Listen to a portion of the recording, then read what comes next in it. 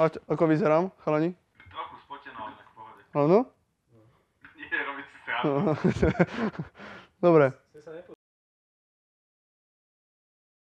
Vyvíjame web, staráme sa o články, sem tam aj nejaký napíšem a chodíme po akciách. Snievaj sa, veselo to povedz. Ja už roku robím asi úplne všetko. Začal som korekciou, prešiel som do grafiky a teraz už robím administratívu. Vyskúšal som si asi všetky pozície. Počkaj, nechcem povedať, že robím grafiku, to je také dosť plítke. Tak, rozposielam maily všetkým ľuďom, buzerujem ich, poháňam, aby robili to, čo mali a dvíham telefón. Snažím sa byť redaktor. Čo robíš? No?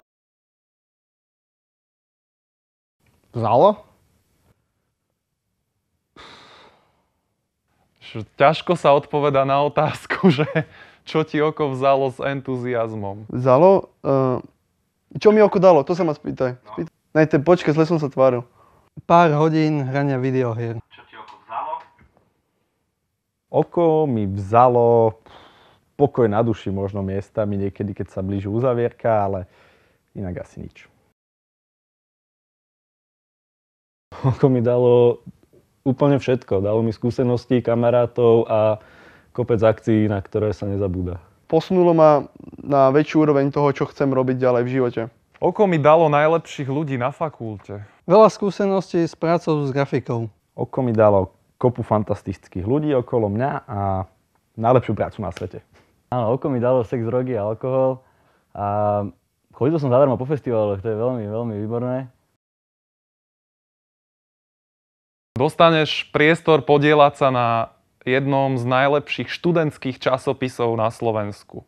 Tak človek sa dostane na akcie, na ktoré by sa v živote nedostal, povedzme, že? Tak v prvom rade preto, že tu spozná kopec fajn ľudí a bude robiť to, čo ho baví a ako som spomínal, posunie ho to o niečo vyššie. Je to zábava. Skúste to. Lebo sa to oplatí. Je fajn stretnúť super ľudí, je fajn vidieť svoju tvár v časopise a je fajn môcť sa dostať na niektoré akcie zadara a stretnúť tam ďalších nových ľudí a trošku sa infiltrovať aj medzi žurnalistov, tak trošku mimo techniky.